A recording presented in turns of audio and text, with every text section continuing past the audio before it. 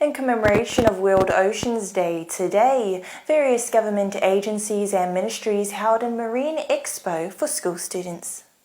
Well, today is World Oceans Day, and as part of it, the government has established some stalls down here in town.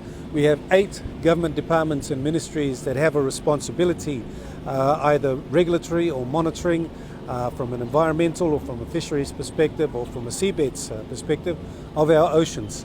So it's a chance for the public to be part of this day of recognising our ocean.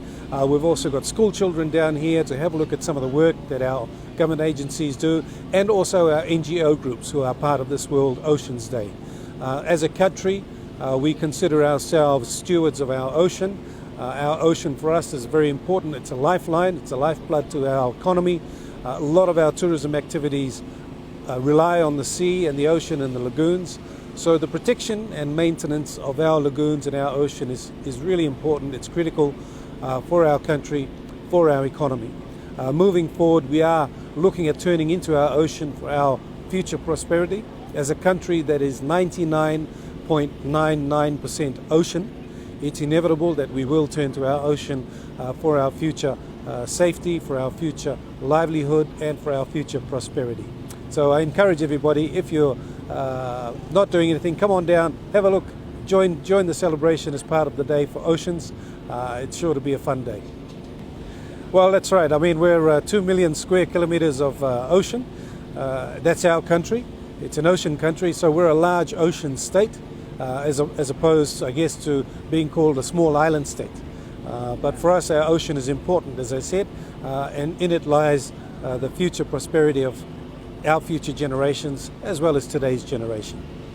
World Oceans Day for Pacific people is quite profound, actually, because 90% of our countries are ocean, and so it's just a time, I think, for us to reflect about what the ocean is, how the ocean provides for us, how the ocean gives us oxygen, simple things like that. And it's good to have the kids down here today from the various schools to just learn about and be upskilled about the ocean and the things around them. Regionally now, I think they're calling us the Blue Continent, and as I said, 98% of our EEZs are made up of the ocean, and so it's a very important thing for our children to learn about exactly what is happening in the oceans, how they can help to protect the ocean, and what sort of jobs and today's themes, lives and livelihoods, and what sort of jobs are out there for them that in the future can help them and help Pacific economies. Well, I think the obvious ones are plastics. I think plastics is a major problem for our ocean. We're not a major contributor to that problem. It's the big nations on the rim of the Pacific, and so building awareness around, which is happening a lot now in the world, as you know, is building awareness around pollution. Not just plastics, all sorts of pollution that are dumped into our ocean. That needs to be and continue to be brought out into the public eye.